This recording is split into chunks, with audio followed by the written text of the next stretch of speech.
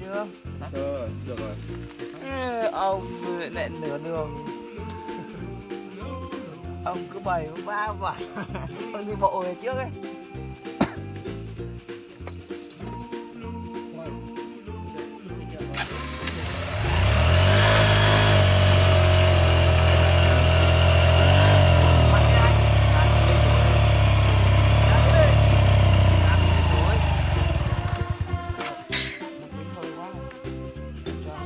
Đúng nha. Chưa? Được rồi. Ông lại nửa đường. Ông cứ bày ba vả. Ông đi bộ về trước ấy.